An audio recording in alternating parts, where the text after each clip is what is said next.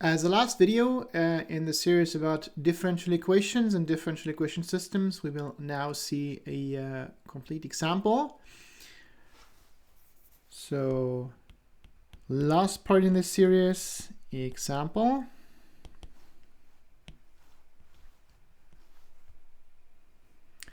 And this is an example of a so-called predator-prey model.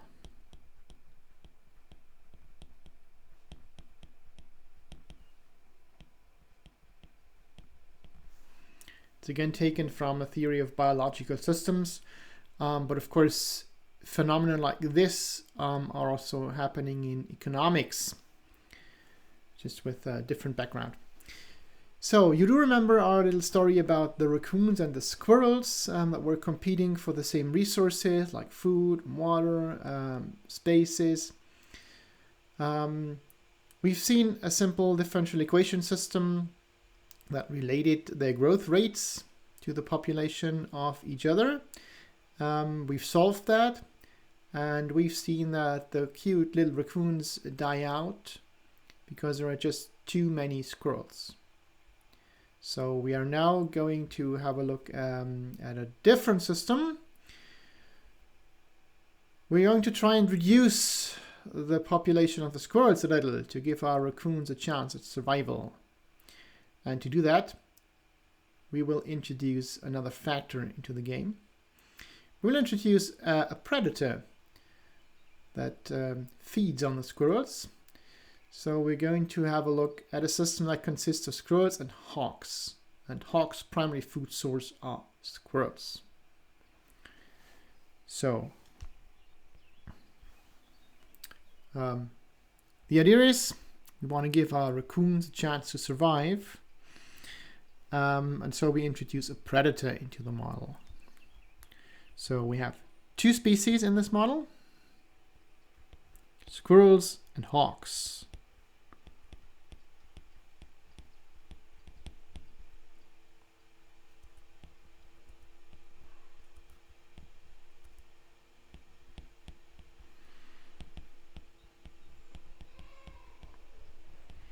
The squirrels will be abbreviated by S. And the hawks will abbreviate those by H.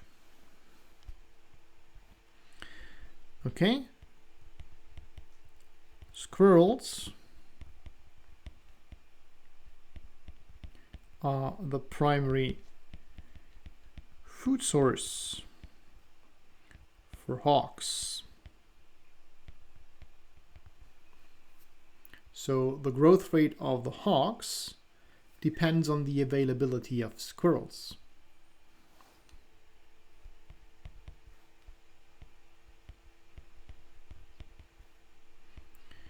Growth of the hawk population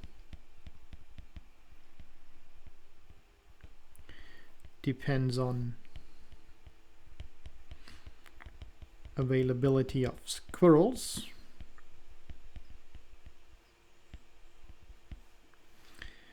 And of course, the growth rate of the squirrel population depends on the number of the hawks that are there. The fewer hawks, the better the growth rate for the squirrels is.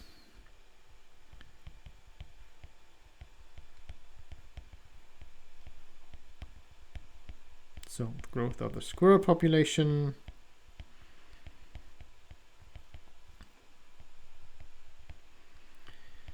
depends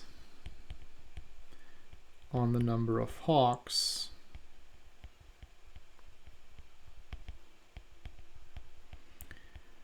the fewer hawks, the higher the growth.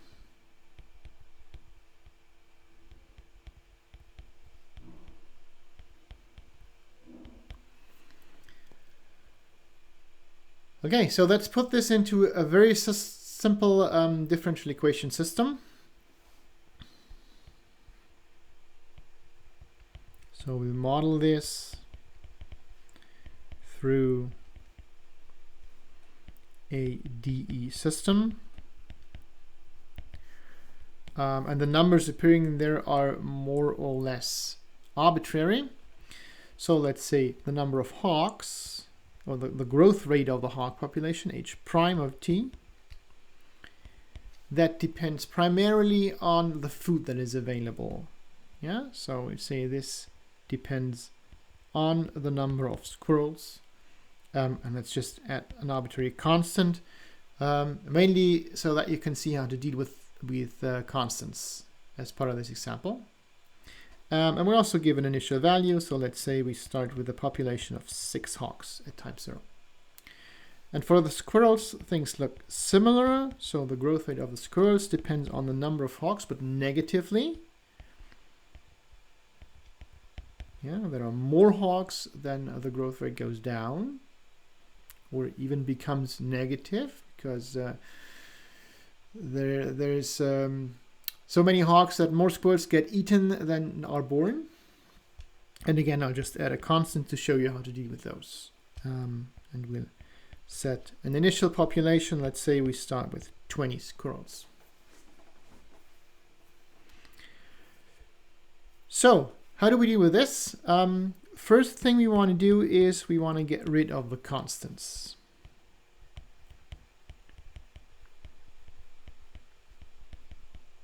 Right, we haven't seen that before, so that's the only real new part in this example. Get rid of the constants. To do this, we redefine our system somewhat through 2 substitutions. So we define a new system like this. We say y1 of t is defined as h of t, but we subtract 10. And you notice this is precisely what's on the right hand side of s prime of t, of this differential equation up there, but with a minus sign. So this is minus s prime of t.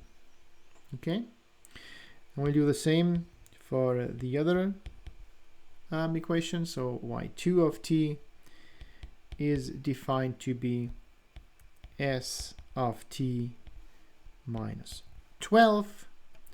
So that's precisely h prime of t. You notice that one, yeah?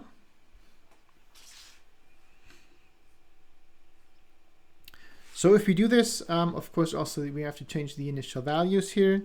So y1 of 0 is then h of 0 minus 10. This is 6 minus 10, so we get an initial value of minus 4. And y2 of 0 is s of 0 minus 12, so we get 20 minus 12, this is 8. And through that situation here, what we get is the following differential equation system. So if we differentiate this y1, then we get h prime of t. And you know that h prime of t through the system here is supposed to be s of t minus 12, the first equation in our original system. S of t minus 12. And this is precisely y2.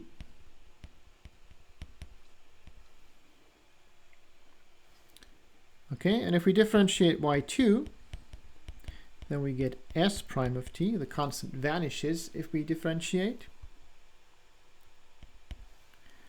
And s prime of t, the second equation in our system, is precisely minus h of t plus 10.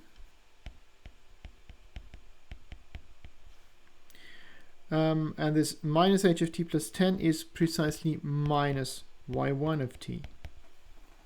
Okay, so the new system looks like this. New system without constants.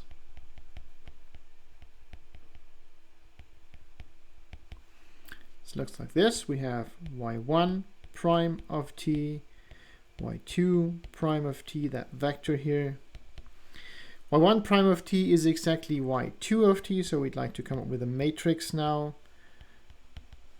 so that we can multiply this vector y1, y2 from the right. First equation, y1 prime is y2, so the first line needs to be 0, 1. And for the second line, y2 prime is minus y1, so we need a minus 1, 0 in that second line here. And the initial values, I'll write those down once more. Computed those already.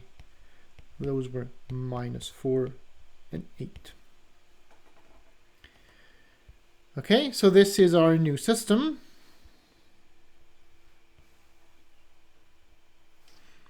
And that's the one we're going to solve. This is a homogeneous differential equation system with linear constant coefficients.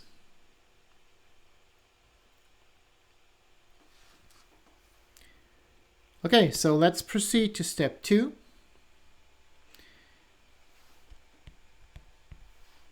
Where we actually want to solve the system.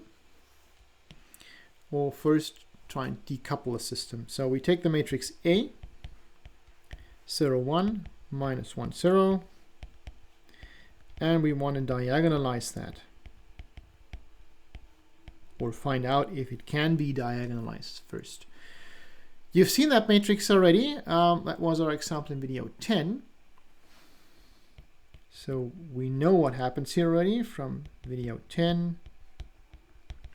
The eigenvalues of those. Eigenvalues, sorry.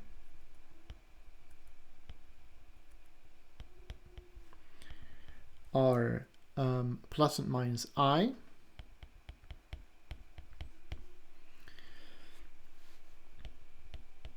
You also remember the eigenvectors, hopefully. Eigenvectors are, corresponding eigenvectors are 1i and 1 minus I. And that means we also have a transformation matrix S, 1i, 1 minus I,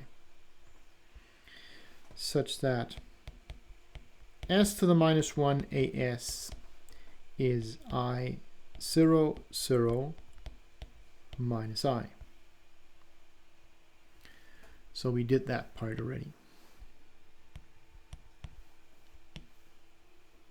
Now for part 3, we have the decoupled system.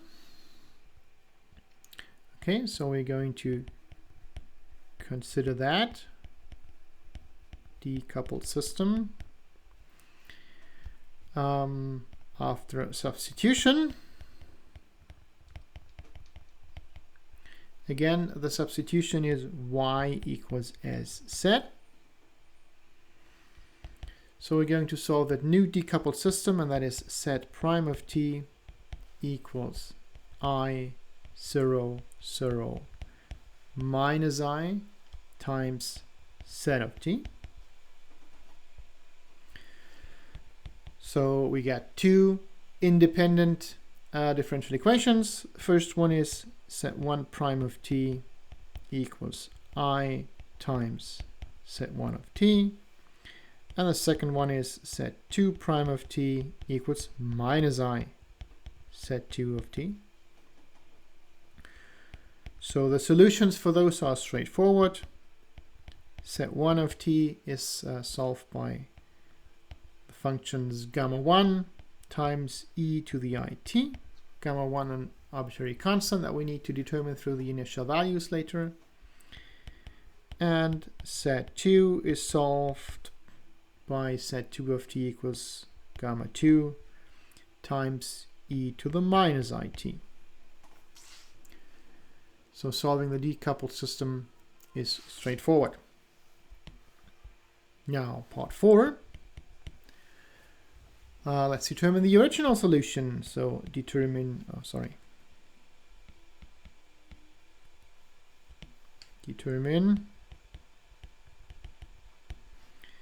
y by using that substitution y equals as said.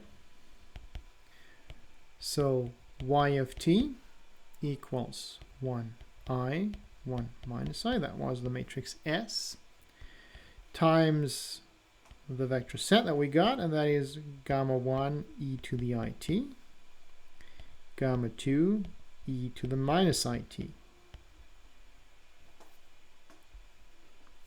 Okay, so this here, this is S, and this is set 1 of t and set 2 of t, the solution that we just computed. So what we get for the y's, y1 of t equals gamma 1 e to the it plus gamma 2 e to the minus it, and y2 of t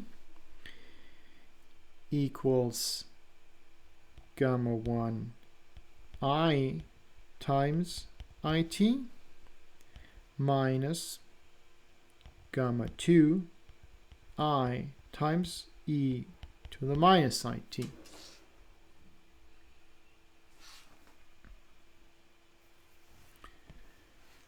Okay, so that's the set of solutions for initial system, not yet in a very usable state.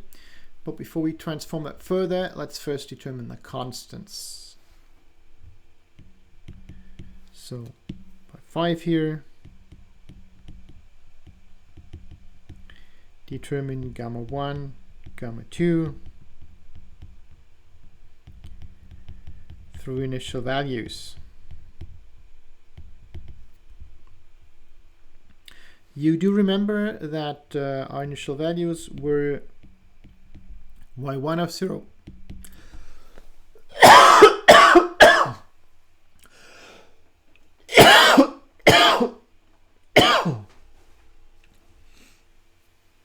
sorry.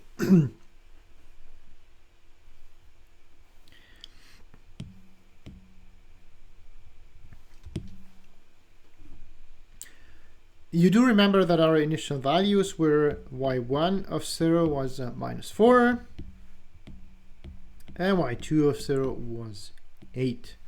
That was after the transformation that got rid of the constants.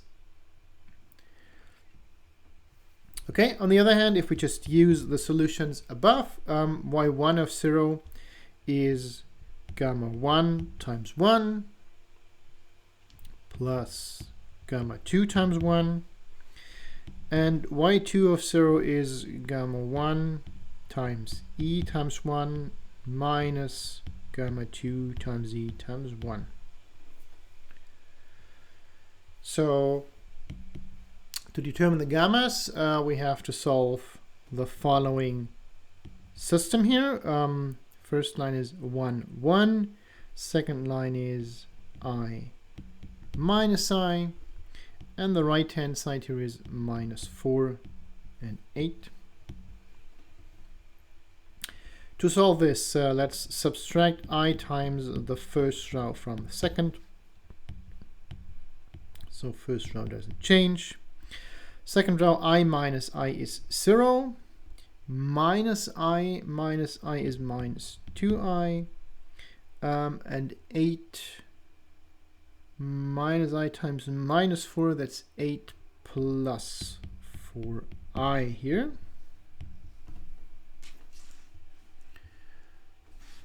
So from the second row, we get the equation minus 2I gamma 2 equals 8 plus 4I.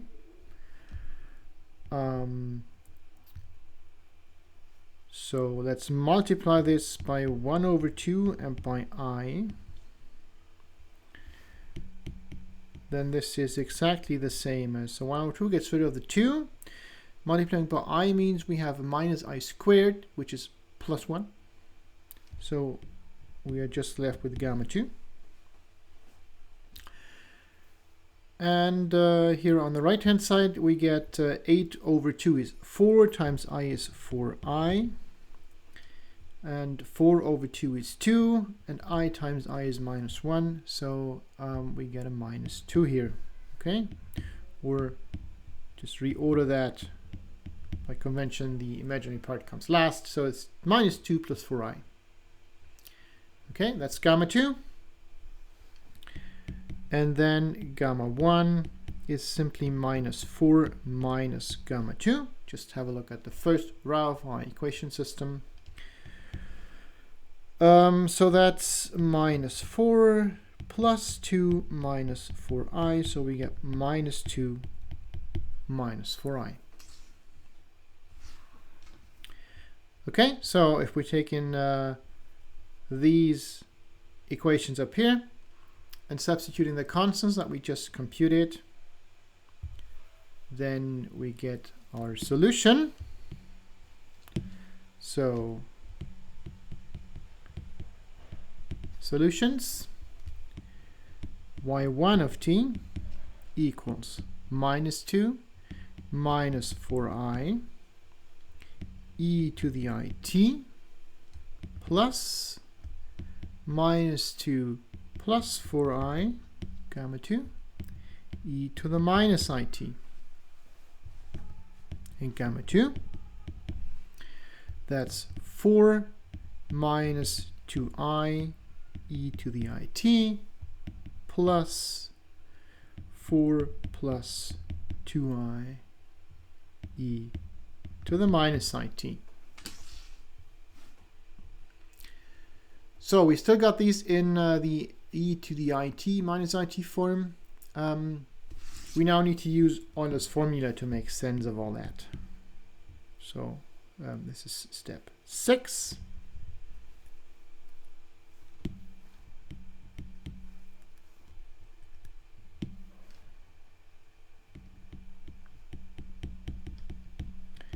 Use Euler's formula. So in this case, we have the expressions e to the it. That's a straightforward application. So that is the cosine of t plus the sine of t. And we also have the expression e to the minus it.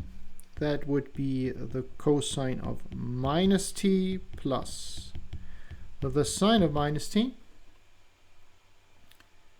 And we know the cosine of minus t is the same as the cosine of t, while the sine of minus t is minus the sine of t. Oh no, forgot something.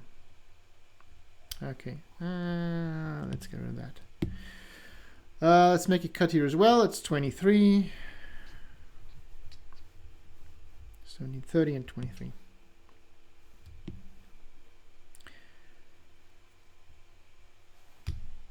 Okay, so step 6 is to use Euler's formula.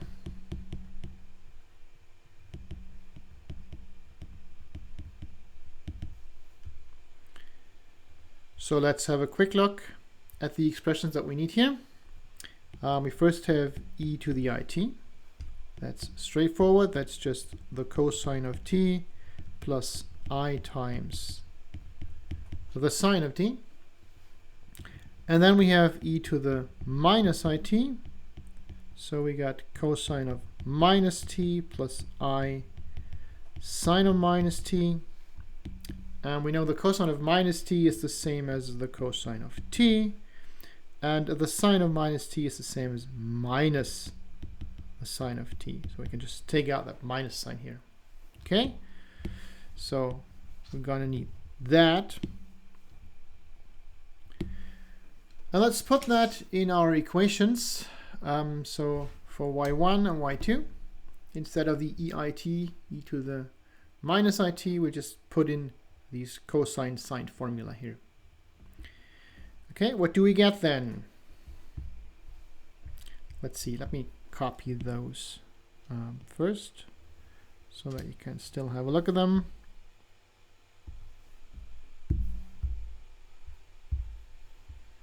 Okay, so that's our y1. Well, let's substitute the formula in y1. What we get here is y1 of t, that is minus 2 minus 4i. And instead of the e to the it, we'll substitute cosine of t plus I sine of t.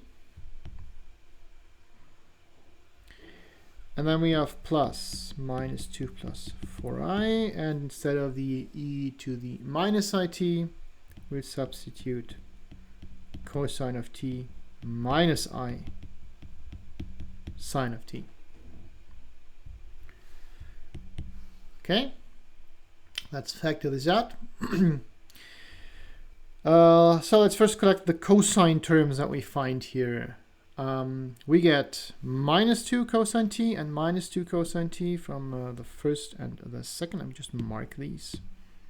So this is a minus 2 cosine t and another minus 2 cosine t. That gives us minus 4 cosine t.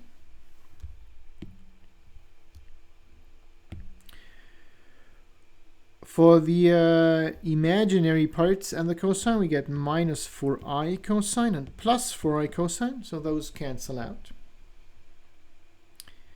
How about the sine? Let's have a look at that as well. So we have minus 2 I sine of t minus 2 minus I sine of t, so again, those cancel out. And finally, we have minus 4i times I sine of t. So minus 4i squared sine of t and plus 4i minus I sine of t. So another minus 4i squared sine of t. So that's minus 8i squared sine of t. Right?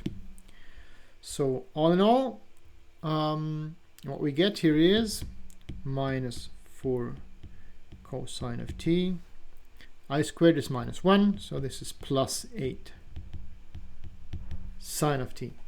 And that's a nice solution without any imaginary parts in it. Okay, we can do the same thing for y2.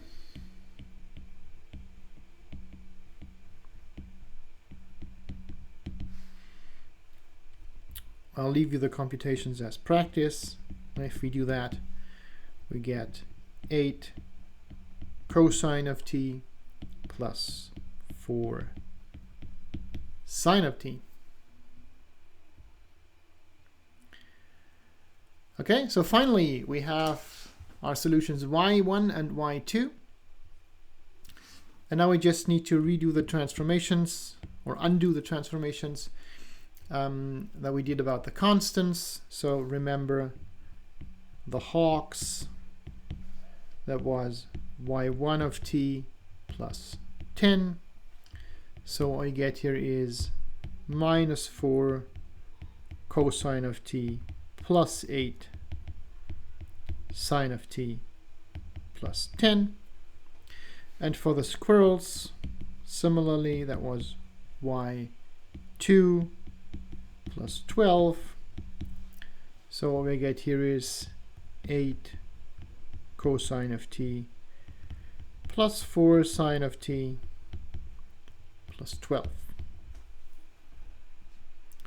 Okay, so that's the solution to our differential equation system. I've plotted those solutions as a graph so they can see how these two populations behave in the long term. And what you can see is that they both oscillate. So the number of squirrels rises and then falls and then rises and then falls. And the same happens for the number of hawks. But there is a translation in between them. Yeah. So when the number of squirrels is high, the number of hawks starts to rise, which means the squirrels are put under stress. The population of squirrels starts to decrease. When the number of hawks still rises, the rising comes to a stop when the number of squirrels is low, and then the number of hawks decreases, which relieves the stress on the squirrels, and the population starts to rise again. Yeah, so in this case, there's a nice oscillation system, kind of a balance between the population of the squirrels and the hawks. Okay, so I hope you can see how these things can be applied in practice. I'm not going to deal with examples from economics here, simply because the models that I've found are much more complex. In practice, they can be solved with pretty much the approach that we've seen here, but the systems just get really large if you try to do that. That's because the model is trying to take into account a lot of factors. And of course, if you want a realistic model, that's just what you have to do. You have to include all the relevant factors into the model. So what we did here was a very, very simplified model, just to give you an idea of how these things work and how you can solve the equations. So this finally concludes our chapter on differential equations and differential equation systems. In the next chapter, we are going to talk about calculus again, and we are going to see how the ideas on differentiation, non-integration, on limits of functions, sequences, and so on, continuity, how these can be extended to higher dimensions. So that's going to be our topic of the next week, and probably beyond that as well. Thank you.